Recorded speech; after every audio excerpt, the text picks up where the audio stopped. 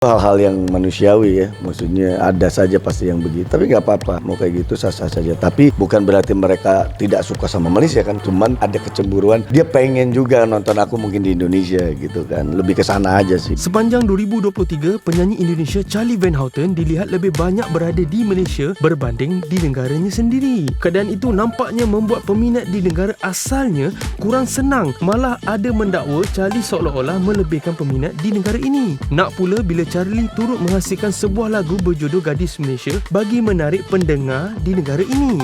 Tapi betul ke memang Charlie menganaktirikan peminat negaranya sendiri tu?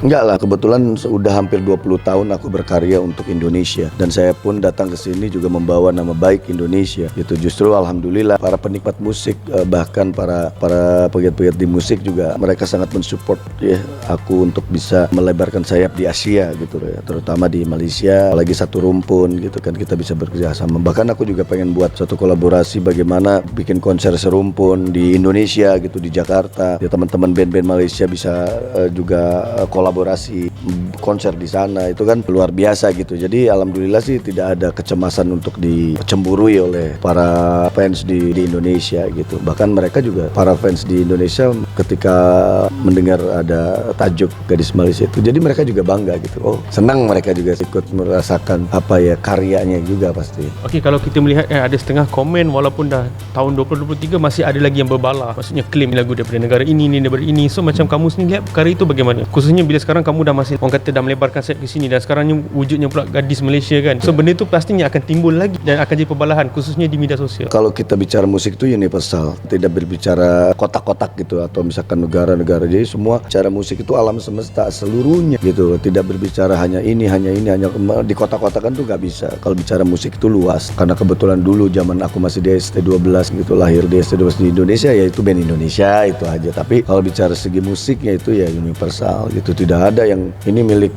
ini milik negara ini, itu enggak lah.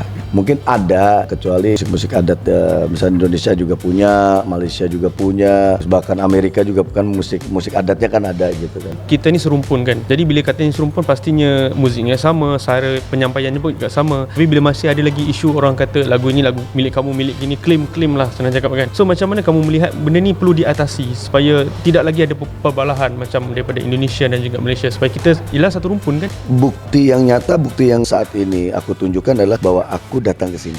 Itu aja. Dan saya bikin konser di sini, ternyata antusias para penikmat di Malaysia itu juga sangat begitu, apresiasinya luar biasa. Dan itu juga patut juga, istilahnya penikmat musik di Indonesia itu sangat apresiasi banget gitu terhadap penikmat musik di Malaysia atau terhadap para musisi Malaysia. Bahkan mereka juga cukup harus berterima kasih juga kepada teman-teman di industri di Malaysia ini, menitipkan salam dan doanya mereka gitu kan. Semua para fans via band, ya senang, mereka senang banget, merasa saling bisa menghargai. Kalau macam kita tahu sebelum ni kamu dah cakap kamu nak lebarkan sayap ke sini, dan alhamdulillah sekarang pun kamu dah melebarkan sayap ke sini. Dan ada yang macam cemburu, macam kamunya lebihnya di Malaysia berbanding dengan di sana. So bagaimana, apa yang kamu boleh komen mengenai perkara tu? Jealous pula mereka. Ya, itu hal-hal yang manusiawi ya, maksudnya ada saja pasti yang begitu. Tapi nggak apa-apa, mau kayak gitu sah-sah saja. Tapi bukan berarti mereka tidak suka sama Malaysia kan, cuman ada kecemburuan, dia pengen juga nonton aku mungkin di Indonesia gitu kan, lebih ke sana aja sih. Jadi tidak terlalu menitik beratkan banget gitu hal-hal seperti itu, karena mereka juga ya di Indonesia setiap band cukup pasarnya luas ya di sana juga gitu yang menggemari di sana. Ya alhamdulillah saling support.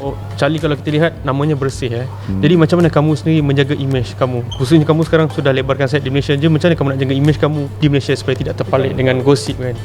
Saya lebih fokus ke berkarya ya. Saya tahu diri, lahir untuk diminta sebuah apresiasi karyanya. Ya sudah, saya fokus di bagaimana cara saya berkarya untuk lebih baik dan lebih baik lagi, dan update terus. Kita juga tetap sama penikmat musik harus saling menghargai kan gitu. Karena bagi aku para fans itu adalah partner buat aku gitu. Bagaimana berkontribusi gitu dengan baik. Lebih ke sebuah karya ya, bukan lebih ke pribadi. Jadi kalau bicara pribadi, mungkin aku juga orang yang banyak kekurangan dan segala macam. Tapi insyaallah saya akan memaksimalkan sebuah karya yang ingin saya berikan yang terbaik.